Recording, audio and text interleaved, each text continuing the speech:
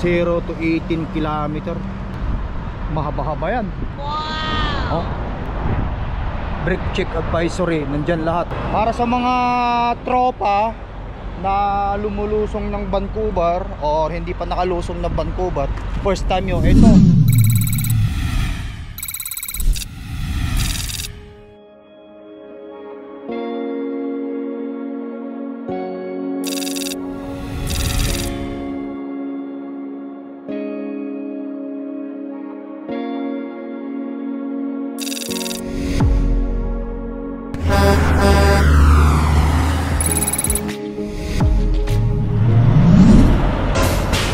Guys, magandang araw. Nagbabalik ang Lakay Trucker. Dito po tayo ngayon sa Sopkios, British Columbia. Steep grade ahead brake adjustment. Ayun, nakikita natin. Ito yung tatahakin kapag ka nandito ka o lulusong ka ng Vancouver, guys. Sopkios. Ayan o, 0 to 18 kilometer. Mahaba-haba yan. Wow! Oh. Brake check advisory, nandyan lahat.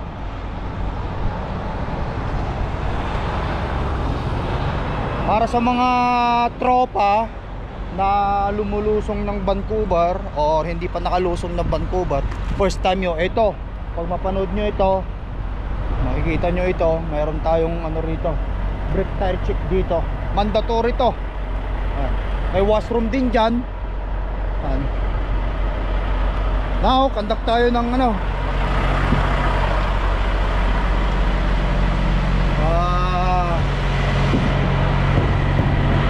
tire check kay Cordapia. Make sure natin walang problema yung ating ano, ang ating gulong.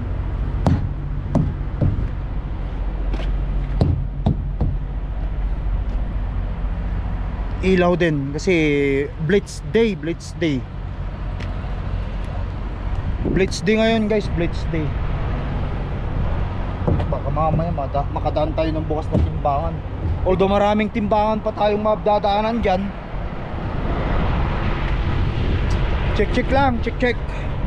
Hop, kalahati pa.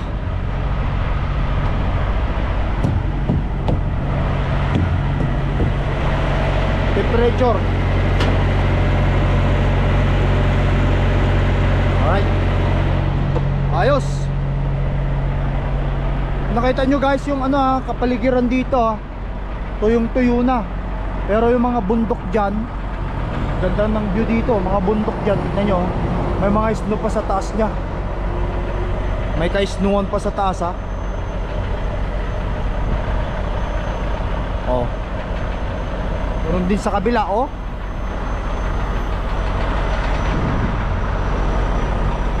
Lahat ng mga tropang mga truck driver nandyan, oh.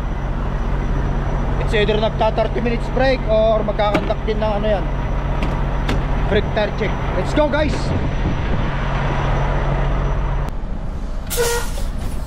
Alright, guys, let's go.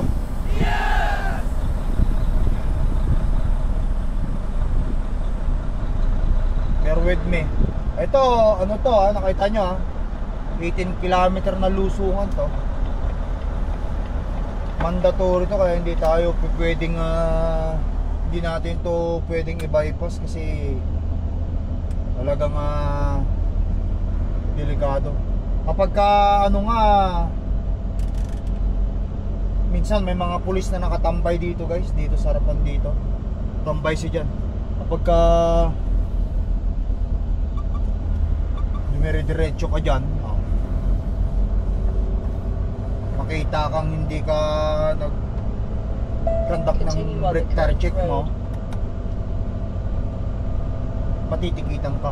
Lalo na kapag ka lumagpas ka doon, dito dumaan ka sa ano yun, hindi ka pumasok dito, dumaan ka dyan mismo sa highway na yan. Ito papasukan natin. Ano, slow track, use 4-way placer, track advisor, 50 km per hour lang. Pero ang speed limit dito, guys, 120 km per hour. Yun ang speed limit. on Highway 5. Dito tayo ngayon sa Highway 5 ah. Kung wala lang dito sa Canada yung snow, ang sarap sanang mag-ano rito, mag-drive lagi dito sa Vancouver. Katulad niyan,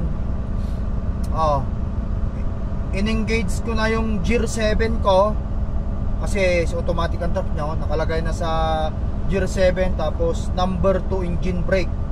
Pinasok ko na, kung nakikita natin dito. Tapos ilalagay ko lang siya sa manual. Tapos yan yung kamay ko nandyan lang. Yung paa ko tanggalin ko lang sa may crudo at saka sa may sa may preno. Kumbaga i-distansya ko lang yung paa ko. Ewan, sana makita nyo. Basta yun ang diskarte. Sa approach mo, pag-approach mo sa mga palusong na ganito guys, kailangan maganda yung maganda yung approach mo. Huwag yung paglulusong ka mabilis, nako, pagdating mo dito preno ka na ng preno. Dapat pagka ganyan na palusong, ang gagawin mo, diskarte mong gawin dyan, respetuhin mo yung downgrade. Sa approach mo, mag-slow down ka na. Hayaan mo lang yung truck na ang mag-pick up ng speed, katulad nito. Hanggang doon sa baba, 18 km ito na tatakboy natin. Hindi man lang tayo gagamit ng ng preno yan. Hindi tayo mamremreno.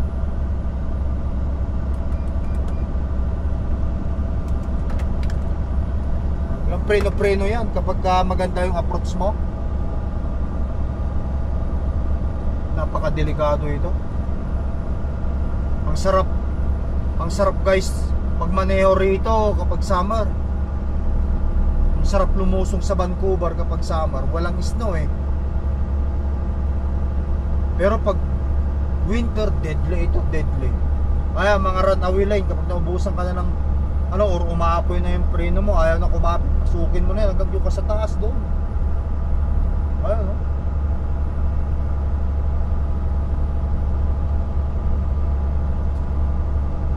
mainit na eh, summer na, kaya usong-uso na ngayon guys yung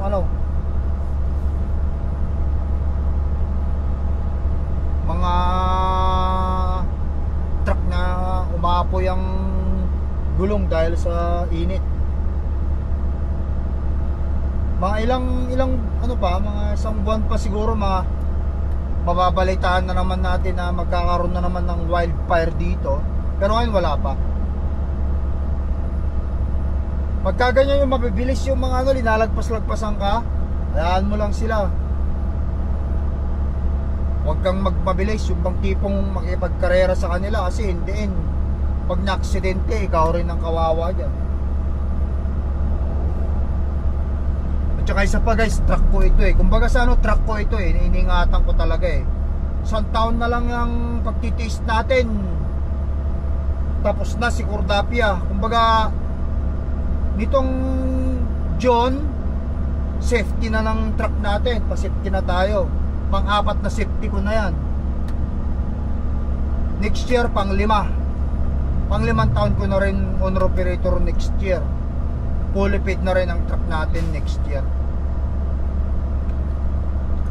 Napagtitiisan din kahit ganito, napagtitiisan. Akala ko nga guys nung una hindi ako makakatagal sa pagiging owner operator eh. Dahil nga siyempre alam nyo, maraming responsibilidad sa pagiging owner operator. Sa kagaya kong lack of knowledge sa makina, talagang maraming challenge ang mag-owner operator.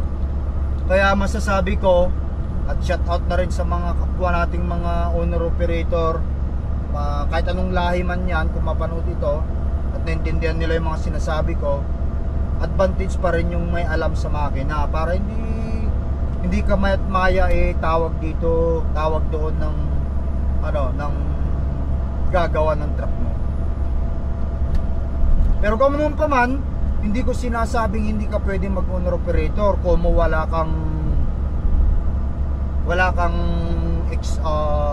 wala kang alam sa makina, or hindi ka eksperto, or may alam ka konti sa makina, hindi ko naman sila sabing huwag kang mag-owner operator. Ako nga, nakayanan ko 4 years mag-owner operator, wala akong kalam-alam sa makina, alright? So, ipinapakita ko at binibigyan ko, ini-inspired ko yung mga tropa. Kung gusto nyo mag-owner operator, guys, try nyo lang mag-owner operator. Kasi sabi nga nila, hindi mo malalaman ang pangyayari sa isang sitwasyon kung hindi mo talagang masubukan. Mahirap kasi magsalita ng isang bagay na hindi mo naman na-experience. Yun. Ngayon, kapag ka owner operator ka, kumuha ka ng truck mo, subukan ko nga yung ginagawa nila kay. Kasi parang na-inspired ako, na-inganyo ako. O yun, kumuha ka ng truck mo, 1 year, 2 years, sa palagay mo hindi nag-workout, pwede mo naman isoli yung truck mo eh. O, ayun, at least may experience ka na it's not for me. And then, balik ka pagiging company driver. O, at least kahit pa paano, mawala ka man sa pagka-owner operator, balik ka sa company driver mo, at least nasubukan mo, di ba? Na nag-owner operator. Ayun. Ito, kagaya ko guys, no? Owner operator ako ngayon. Itong pagiging owner operator, itong pagkakaroon ng truck is ano lang ito, para sa ganon ma-enhance mo yung income mo. Kung tutusin hindi naman ganun kalaki kinikita ngayon ng trucking or owner operator na, halos katumbas na ng company driver. Kaso wala nandito na tayo. Kaya kung mabayaran ko ang truck ko at kung gusto kong pagbayad ng truck ko, pwede ko naman ibenta ang truck ko kung ayaw ko na mag-owner operator. At least kahit pa paano, mayroon akong equity sa truck ko. Siguro kapag natapos ko to, may 1 million kilometer na ang tinakbo. Kasi ngayon nasa 869,000 kilometer na tinakbo ng truck natin, no? 4 na taon na. So hanggang 5 years niya 1 million kilometer na. Ngayon kung sakali man siguro may bibili pa siguro sa truck ko na ito, kahit mga 40,000 or 30,000 Canadian dollar. Di kahit pa paano meron akong yung perang yon, equity yon, para sa akin talaga yon. Ayan, medyo bumaba tayo rito, ilagay ko na sa drive. Tapos dagdagan ko yung cambio ko. Ilagay natin sa 9 gear para lumusong siya at magkaroon din siya ng speed or makapag-pick up siya ng speed. Ayan o. Hindi ko man lang ginamit yung preno ko guys. Wala, hindi man lang ako napagpudan ng preno. Kaya ang technique pag lulusong ka sa mga palusong na ganito, masyadong matarik, yung approach mo pa lusong. Huwag kang magmamabilis sa palusong. I-set up mo agad yung cambio mo 7 or 8. Tapos ilagay mo sa number 2 engine brake. Hayaan mo lang siya mag-pick up ng speed. Kapag ka hindi kayang i-hold ng engine brake mo or your RPM, yung RPM mo, yung tulin ng truck, tsaka mo siya pitik-pitikan ngayon ng preno. Ganun lang yun ang diskarte doon. Ayan, so balik tayo doon sa pinag-uusapan natin bilang owner operator.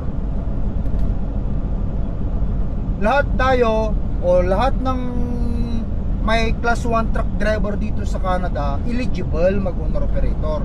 Walang hindi yan. Pero syempre nasa tao yan, nasa isang tao, nasa isang truck driver yan, kung anong preference niya. Kung gusto niyang mag-company driver lang for the rest of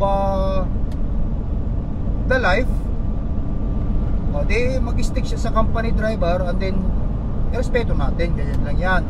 Ngayon kung isang tao na o isang company driver o isang truck driver nangarap maging owner operator, edi kung gusto niyang subukan, yan, subukan niya para meron din naman siyang kwento sa buhay niya, yung bang masasabing at least masubukan niya.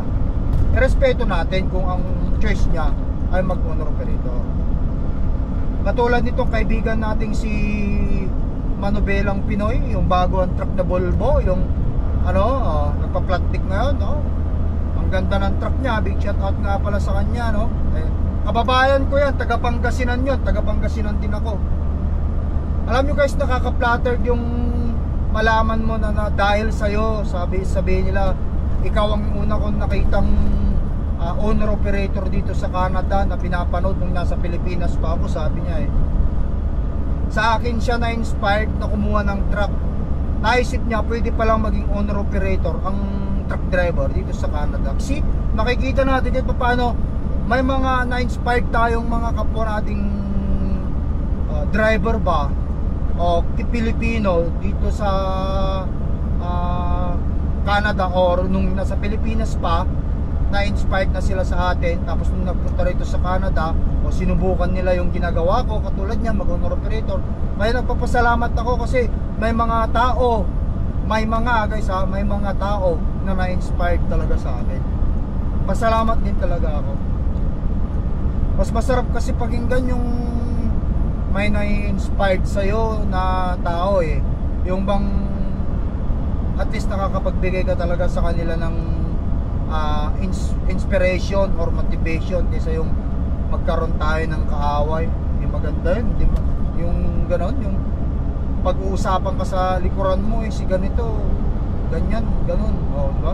Tapos ikaw naman pag-uusapan, si ganito, si ganyan, okay yun, ang bait nun, mabuting tao yun, yun ang masarap pakinggan. Kumbaga sa dala-dala yan ng pangalan mo yung ganyan.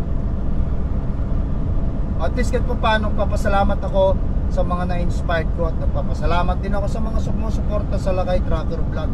Kahit ganito lang yung pagbablog natin, simple lang naman ang vlog ko. Alam nyo naman reaper lang ako. At saka isa pa, gusto ko rin sabihin sa inyo guys, no? Nangangarap din ako pumunta sa mga heavy haul. Tulad ng mga flat deck at saka ano bang tawag nito? Yung mga car hauler na ganyan. Pero ang truck ko kasi nakakonekta ako sa powerless. Sa mga nasa Pilipinas baka hindi nyo maintindihan ito. Kinuha ko kasi itong truck ko na ito sa powerless. Wala akong i-denown dito. Kahit zero, kahit $1, kahit 5, wala akong down payment dito. Mayroong kontrata na kailangan mo lang talagang sundin. Everything is bound into a contract dito sa Canada. Kung gusto ko ilipat ang truck ko sa isang company na ang specialized nila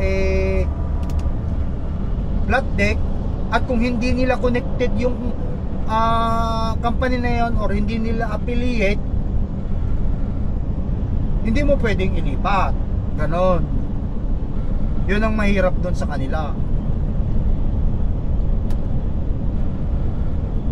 Kaya guys, ang daming ang dami nating kilalang nagsisipagsoli ng kanilang truck. Bakit kamo? Kumuha sila sa truck sa ganitong company, powerless din yun. Mahina yung company nila ngayon.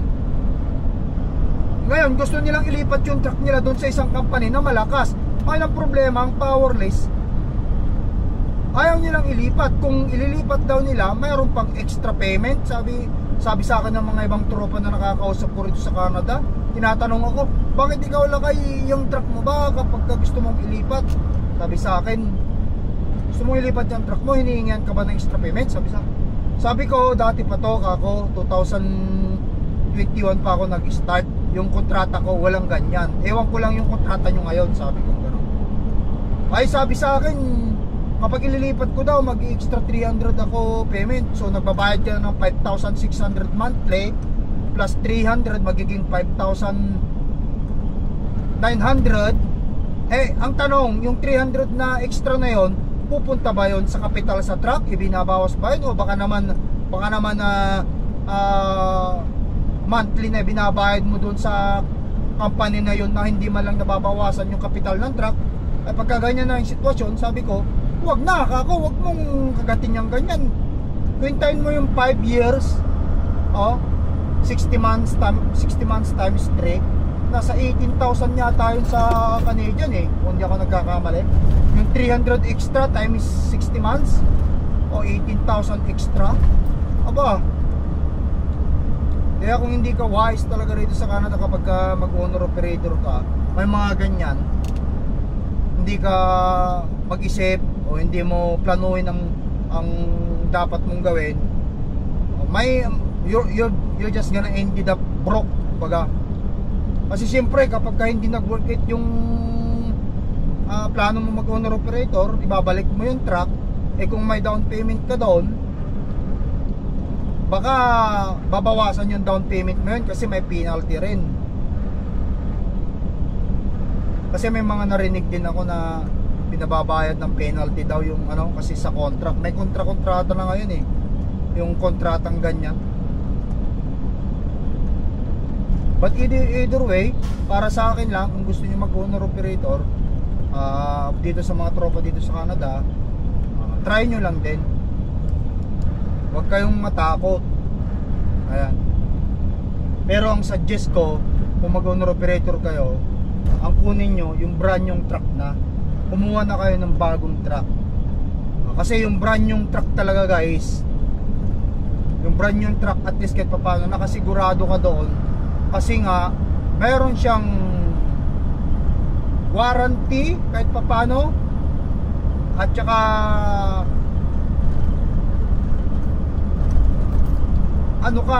panatag ka kasi brand nyo yung truck mo. Kahit paano, mga 1 taon, 2 taon, walang aberya yung truck mo kasi nga brand nyo, at least by that time, within 2 years, nakaipon ka ng pera kung sakali man dumating yung panahon na magkaroon ng problema yung truck. So meron kang pagtatapal sa truck mo. Ganun lang na ang diskarte dito sa Canada, sa negosyo rito sa Canada. Ito, ulitin ko, hindi lang naman ang trucking ang mayroong expenses, guys. Tandaan nyo to. Kahit anong klaseng negosyo, may expenses. Tulad nga lang sinasabi ko, magtayo ka nga ng restaurant mo. Ano ba yung expenses mo sa restaurant? O di ba yung mga tagaluto mo, cook mo, yung mga server mo, expenses mo yun kasi pasasahuran mo yun. Ano pa? Yung binibili mong mga produkto na lulutuin, bigas, mga karne, ingredients, expenses yun. Lahat na expenses. Kailangan bumili ng upuan, lamesa sa restaurant mo, expenses na naman yun ng business mo. Kailangan mo magpalagay ng parang banner sa harapan ng restaurant mo para may pangalan yung restaurant mo. Kung sabihin natin Lakay Restaurant, ganyan, o di magpapalagay ka doon, magpapagawa ka, expenses na naman yon.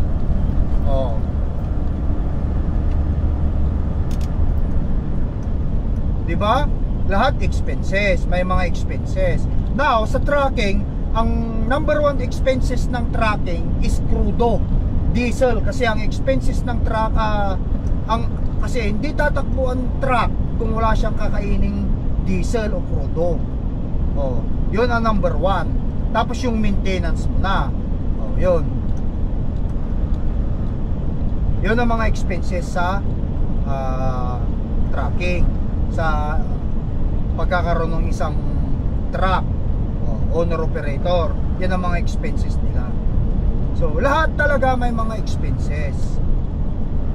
Kaya yung mga hindi nakakaintindi sa mga sa mga owner operator, yung madalas nilang sabihin sa atin na binibigyan tayo ng yung mga dinidismaya yung pakiramdam natin na or damdamin natin na pagkatapos mo mabayaran yung truck mo, lalabas na yung mga sakit niyan. Sabing ganon.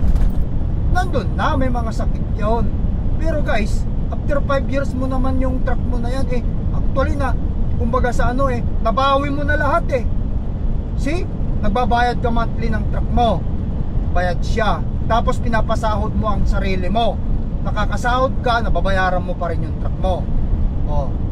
Diba? By the end of the time na bayad na yung truck mo, maggagastos ka man ng kung ano man ang gagastusin mo, ay nandun na talaga yon. Pero ang isipin mo, wala ka ng monthly.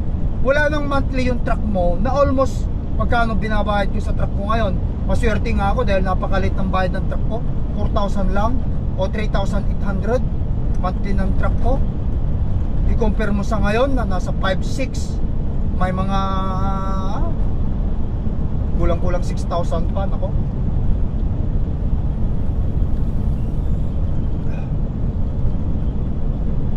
kaya yun ang yun yung advantage talaga.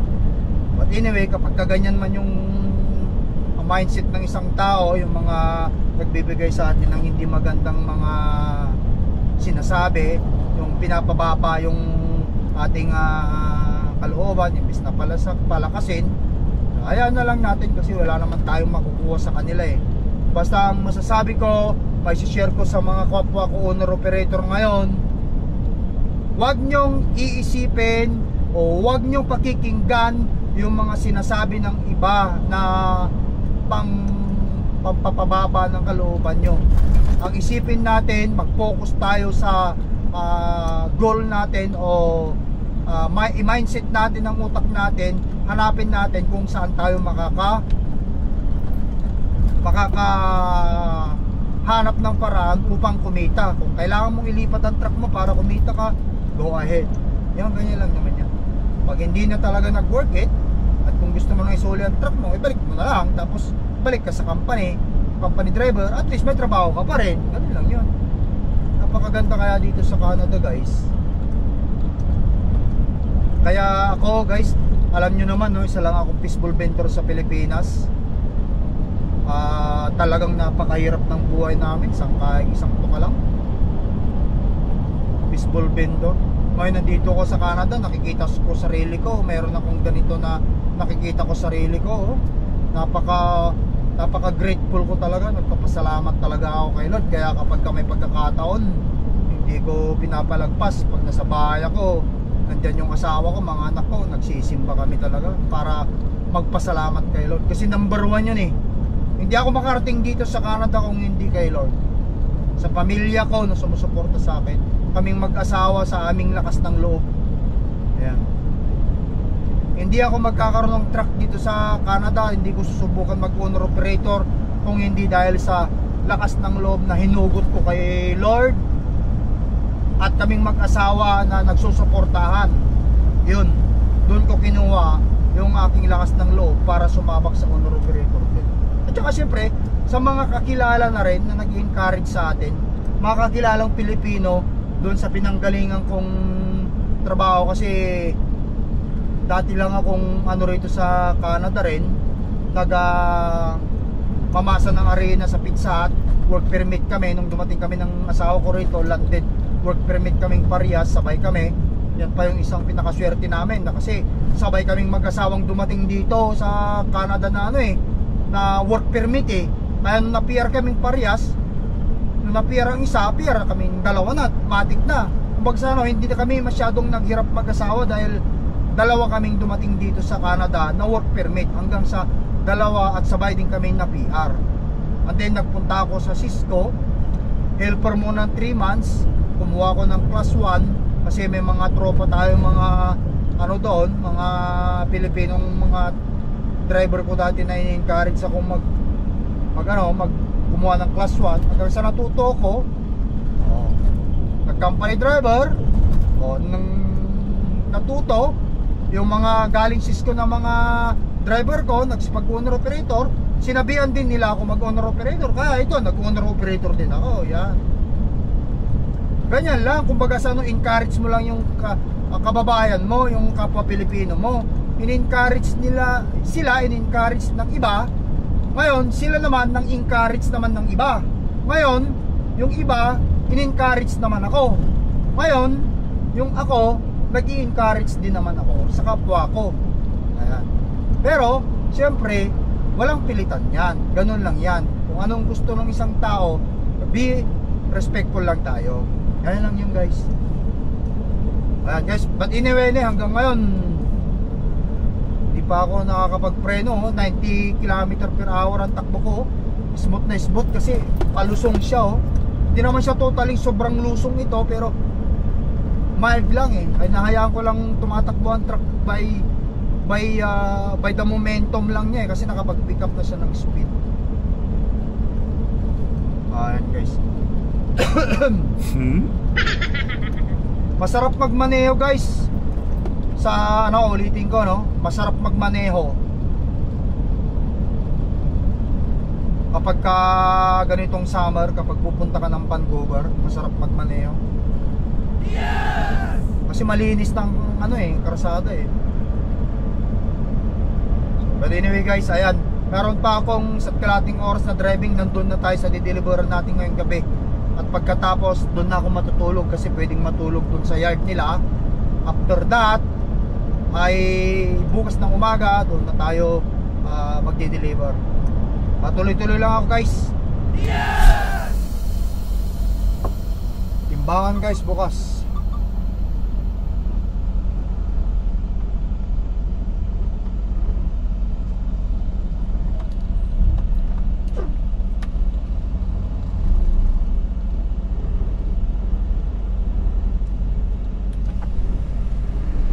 .5 ang steer, drive axle 14,700 kilogram.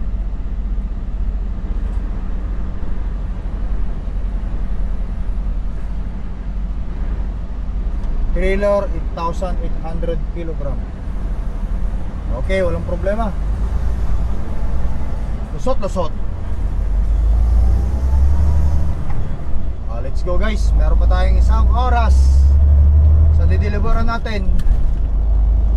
Tuloy-tuloy lang.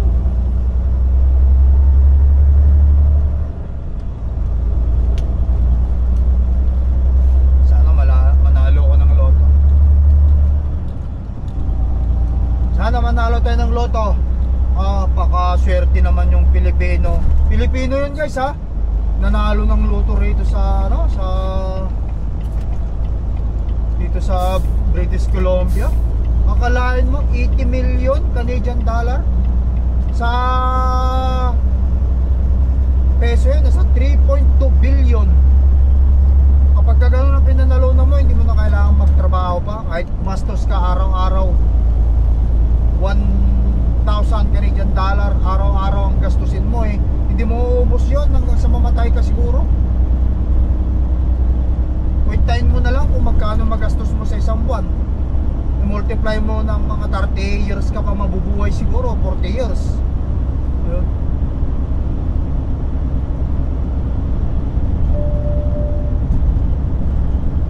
Swertihan lang talaga, swertihan. Kaya naman ako ay paminsan-minsan tumatayan na rin ng loto eh. Meron ako loto rito guys. Malay mo, manalo tayo. Pag ako nanalo eh, papakain talaga ako. Magpapakain tayo. May balato kayo sa akin. Pagdasal nyo, nanalo tayo. Yes! Alright, dire-diretso lang tayo guys. Alright guys, mahaba-haba yung minaneho natin. Dito na ako sa dideliveran ko para bukas guys.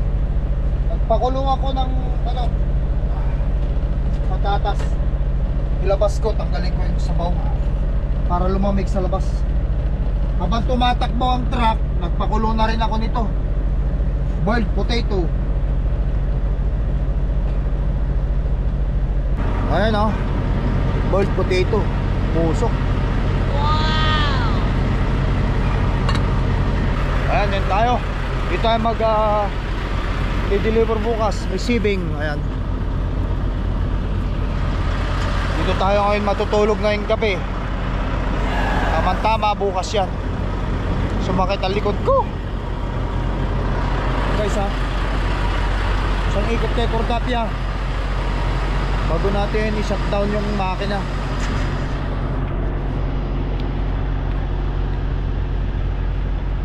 Pagka-deliver ko nito, pupunta tayo ngayon ng Hillsboro, Oregon. Meron na daw tayong appointment nun para sa pick up sa Friday. Tama-tama guys. Tama yan, tuloy-tuloy kasi lagi na lang tayong tingka sa karsada.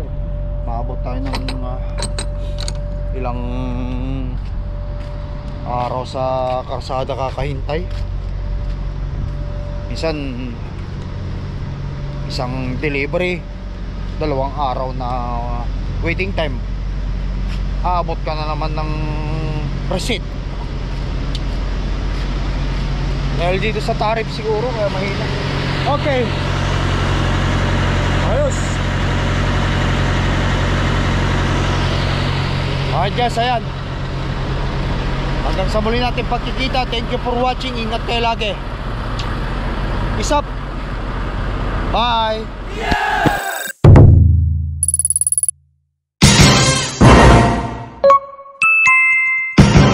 Lakai Tracker.